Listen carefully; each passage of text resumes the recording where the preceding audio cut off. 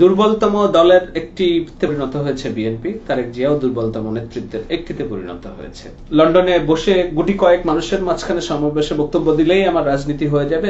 বিএনপির ভারপ্রাপ্ত চেয়ারম্যান তারেক রহমানকে নিয়ে এভাবেই বিতর্কিত মন্তব্য করেছেন সাংবাদিক শাহেদ আলম। তারেক রহমান নাকি লন্ডনে জুয়া খেলে তার সবচেয়ে বেশি ইনকাম হয়, এটা আমরা জানি। কয়েক বছর আগে নিজের ব্যক্তিগত ব্লগেও তিনি বলেছেন দুর্বলতম দলে পরিণত হয়েছে তারেক জিয়া এবং বিএনপি। দুর্বলতম দলের একটিতে পরিণত হয়েছে বিএনপি। বিএনপির চেয়ারপারসন খালেদা জিয়াকে এবং তারেককে রাজনৈতিক পদ নিয়েও কটাক্ষ করতে দেখা গেছে শাহেদকে।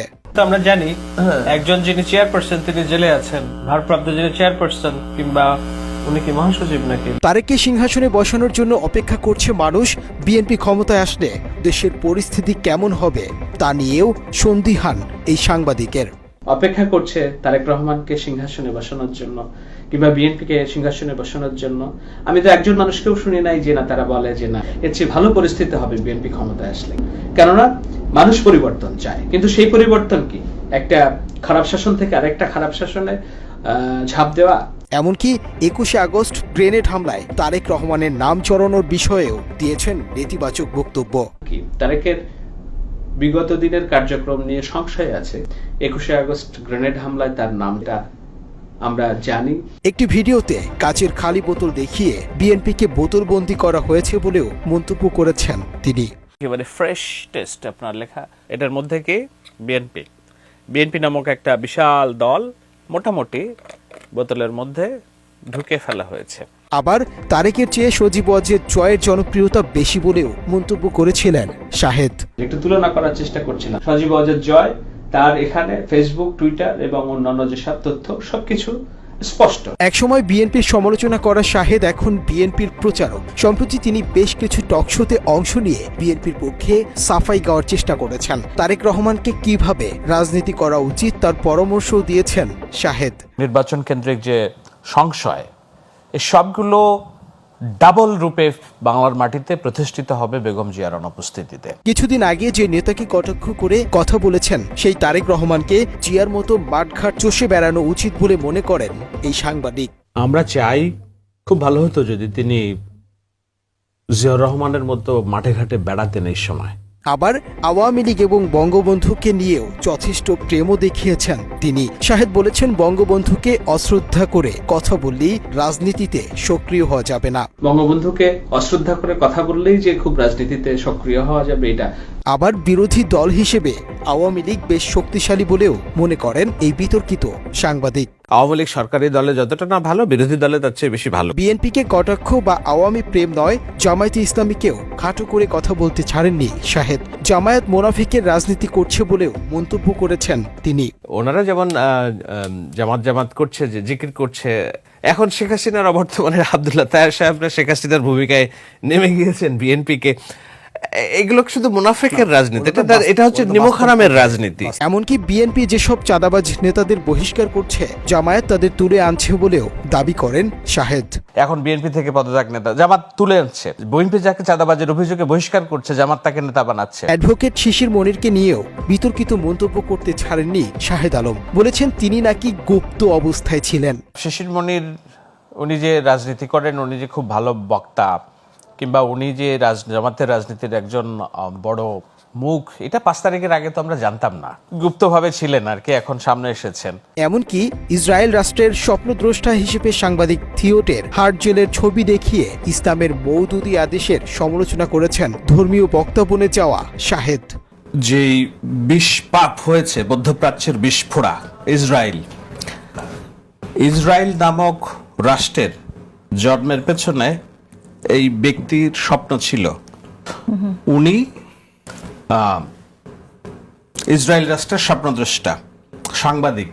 আরেকজন সাংবাদিক মওদুদি, যিনি মুসলিম পত্রিকা সম্পাদক ছিলেন, তিনি একটা নতুন ধরনের ইসলাম নিয়ে এসেছেন বাংলাদেশে না, উপমহাদেশের রাজনীতিতে।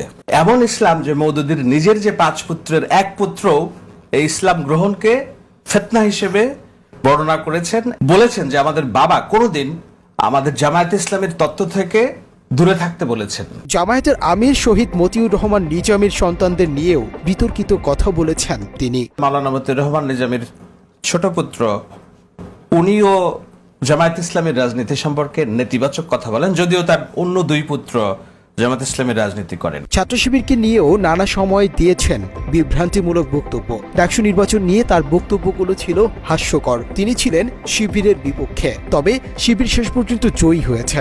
এজন্য তাকে অবশ্য ধুয়ে দিয়েছেন অনলাইন অ্যাক্টিভিস্ট পিনাকি ভট্টাচার্য।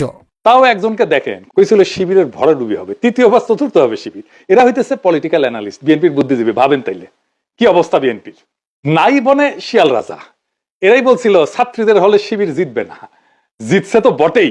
রোকেয়া হলে সাদিক কায়েমের নাম ঘোষণা হইলে কেমন আনন্দে উল্লাস করে উঠছে ছাত্রীরা, দেখেন।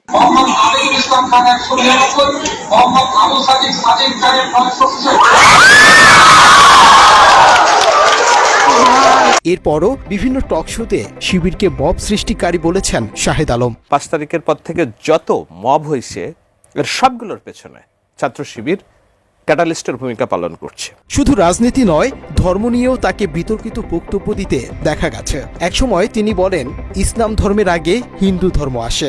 ইতিহাস যেটা বলে যে মুসলিম ধর্মের এসেছে কয়েকটি ধর্মের ধাপ পার হয়ে, ইহুদি ধর্ম, খ্রিস্ট ধর্ম, এরপরে মুসলিম ধর্ম। সভ্যতার সূচনার লগ্ন থেকে যে ধর্মচর্চা হয়েছে, সেই ধর্মচর্চার আদি 3টা ধর্ম হচ্ছে এই সনাতন হিন্দু, ইহুদি এবং হচ্ছে এটাকে কি বলে বৌদ্ধ ধর্ম। আবার মুসলমানরা যেখানে যায় সেখানেই মসজিদ বানায়, এটি নাকি একটা ধান্দার অংশ।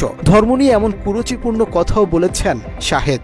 ধরেন আমরা যেখানে যাই একটা মসজিদ খুলে বসি, যেই শহরে যাই না কেন, শহরে যান না কেন, তারা একটা মন্দির খুলে বসেন, একটা উপাসনালয় খুঁজে বসেন, কাউকে না কাউকে তো কিছু খেতে হবে, তাই তো? এরপর বলেছেন, তাবলিগ জামাতের মতোই ইসকন একটি ধর্মীয় সংগঠন, এটি কোনো সন্ত্রাসী সংগঠন নয়। এ বিষয়ে মুসলমানদের মগজ ধোলাই করা হয়েছে। আমাদের মগজ ধোলাই হয়েছে কিনা, কেউ এই মগজ ধোলাইয়ের পিছনে কোনো গোষ্ঠী বা স্বার্থ তার স্বার্থ সিদ্ধির জন্য কাজ করছে কিনা। মাত্র 30% টাকায় জমির মালিক হয়ে নতুন বাংলাদেশের গড়ে তোলার স্বপ্ন দেখা বাংলা বসতি। তিনি বলেছেন, ইসকন ভারতের সংগঠনও নয়। দেখুন, ইসকন ভারতের সংগঠন নয়। ইসকনের জন্ম হচ্ছে নিউ ইয়র্ক শহরে। ইসকন আসলে কি, ইনিয়ে বিনিয়ে ইতিবাচক সেই মনোভাবের কথাও তুলে ধরেছেন Shahed. International science for Krishna consciousness, যেটির জন্ম নিউ ইয়র্কে 1960 সালে।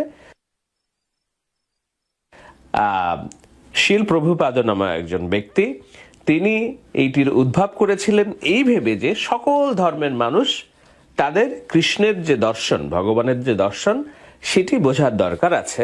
বহির্বিশ্বেও ইসকন, বুঝতে হবে যে ইসকন কিন্তু শুধু ভারতীয় হিন্দুদের সংগঠন নয়, এটি সারা বিশ্বের যারা হোয়াইট শ্বেতাঙ্গ আছে তাদেরও একটা নিজস্ব জায়গা, যারা কয়েক মিলিয়ন মানুষ এরই মধ্যে এই ইসকনের আদর্শ গ্রহণ করেছেন। এমনকি ইসকন কোনো জঙ্গি কাজের সাথে জড়িত নয় বলেও দাবি করেন এই সাংবাদিক। ফুড ফর প্রোগ্রাম নামক একটি প্রোগ্রাম আছে, যেটি ইন্টারন্যাশনালি তারা করেন ফান্ডিং এর মাধ্যমে। এখন আপনি ধরেন যে এটি বাংলাদেশে বললে আপনার মনে হচ্ছে, ধরুন যে ভারতে আপনি একজন মুসলিম, আপনি তাবলিগ জামাতে বেরিয়েছেন, রাস্তায় প্রতিমধ্যে আপনি ইসলামের দাওয়াত দিচ্ছেন এবং দাওয়াত দিতে দিতে একজন হিন্দুকেও আপনি দাওয়াত দিয়ে ফেললেন। একবার বুঝেন তো কাণ্ডটা কি হবে, পিটিয়ে মেরে ফেলবে, তাই তো? হিন্দুরা, উগ্র হিন্দুরা, আরএসএস এর হিন্দুরা। ঠিক একই কাজটাই হয়েছে বাংলাদেশে। ইসকন যখন বাচ্চাদেরকে প্রসাদ খাওয়াচ্ছে এবং যখন হরে কৃষ্ণ কিংবা জয় কৃষ্ণ বলে স্লোগান দেওয়াচ্ছে, সেটা নিয়েই যত আপত্তি তৈরি হয়েছে। এর বাইরে আমি দেখি না যে ইসকন কোনো জঙ্গি কার্যক্রমে জড়িত। অবশ্য এরই মধ্যে যুক্তরাষ্ট্র ইসকনকে নিষিদ্ধ করেছে। দেশেও ইসকনের হামলায় চট্টগ্রামে আদালত চত্বরে হত্যার শিকার হয়েছেন এক আইনজীবী। সেই অভিযোগে গ্রেপ্তার করা হয় সংগঠনটির নেতা চিন্ময় কৃষ্ণ দাসকেও। তবে শাহেদ বলেছিল, ইসকন ভারতের সংগঠন নয়। অথচ ইসকন নেতা চিন্ময়কে গ্রেপ্তারের পর বিশ্বের কোথাও বিক্ষোভ না হলেও প্রতিবাদে ফুঁসে ওঠে ভারত। দেশটির বাংলাদেশের হাই কমিশনে ভাঙচুর চালায় উগ্রবাদীরা। অভিযোগ আছে, ইসকনের কাছ থেকে মোটা অঙ্কের অর্থ নিয়ে তাদের পক্ষে সাফাই গাইছে শাহেদ। এদিকে ইসকন সন্ত্রাসী সংগঠন, এ বিষয়ে আলেম সমাজও নানা সময়ে বক্তব্য দিয়েছে। সন্তোষ শর্মার মতো যারা ইসকন সহ বিভিন্ন সন্ত্রাসবাদী সংগঠন আমাদের অস্তিত্বের জন্য হুমকি হবে, আমাদেরকে তাদেরকে দমাবো আমরা ইনশাআল্লাহ। এই সরকার মার্কিনের তাবাদার সরকার, এই সরকার হিন্দুস্তানের তাবাদার সরকার। ঘরের ঘাপটি মেরে আছে এই শত্রুরা আমাদের ঘরে। আমাদের বিরুদ্ধে যারা অন্যায় করছে তাদের বিরুদ্ধে সংগ্রাম করার শক্তি আমরা রাখি, তাদের হাত ভাঙার জন্য আমরাই যথেষ্ট। কাকে বলবো সাবধান হয়ে যাও। এই উগ্র সাম্প্রদায়িক গোষ্ঠী কতটা ভয়াবহ এবং কতটা দুর্বৃত্ত এবং কতটা আগ্রাসী ভূমিকায় তারা পরিণত হয়েছে। দেশের সাধারণ মানুষের মাঝেও ইসকনের বিষয়ে ধারণা পরিষ্কার। বাংলাদেশের যে ইসকন নামের যে সংগঠন, এই সংগঠনটি আমার কাছে মনে হয় যেটা একটা উগ্রবাদী সন্ত্রাসী সংগঠন। এই চক্রান্ত শুধু আজকে না, এই চক্রান্ত ভারত এবং ইসকন যুগ যুগ থেকে চলে আসছে এবং এই চক্রান্তে তারা মেতেই থাকবে। এক কথা হলো দেশকে একটা অস্থিতিশীল পরিবেশ তৈরি করার জন্য তারা পায়তারা করতেছে। বিভিন্ন দিকে তারা তাদের কার্যক্রম চালাচ্ছে। এখন সংঘবদ্ধ একটা পরিকল্পনা নিয়ে চট্টগ্রামে একটা সুযোগ পেয়েছে, তারা এই কাজটা করেছে।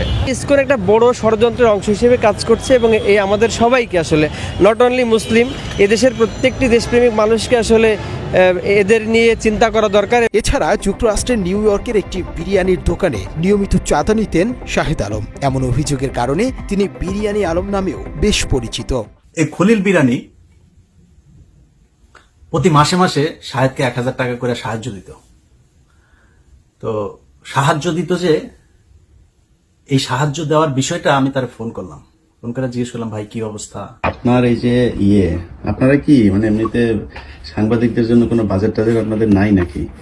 আছে আছে, বাজেট থাকবে না কেন? সাংবাদিকদের বাজেট অবশ্যই আছে। কিরকম আছে একটু বলেন তো বস। এই যে সব মিলে তো ভালোই বাজেট দিই। এখন ওই যে সবাই বরাদ্দ দিতে যে মানে আসলে গুণী আর মানি এরা না, আমার হয়ে গেছে কি গড়ে হলি বল, সবাই ভাগ করে দিতে যে কারো দেখা যাচ্ছে মানে প্রাপ্ত অধিকারও দিতে পারি না, আবার দেখা যাচ্ছে কারো বঞ্চিত করি না, এরকম। প্রায় 10 বছর হয়ে গেল আপনি আমার একদিনও কোনো টাকা পয়সা কিছুই দিলেন না ভাই, এটা হইলো একটা এটা আসলে লজ্জাস্কর। সবাইরে দিছি, আপনার সঙ্গে মানে শাহেদ আলম থেকে শুরু করে সবাইরে চেষ্টা করেছি কম বেশি হেল্প করার জন্য। শাহেদ ভাইরে কিরকম কি দেন? ওরা দিতাম প্রায় 1000 টাকা দিতাম ওরে মানে প্রতি মাসে। হ্যাঁ, তো ওইটা ওর ছিল সর্বোচ্চ বরাদ্দ। আর এমনি দেখা যাচ্ছে এক একজনের এক এক রকম।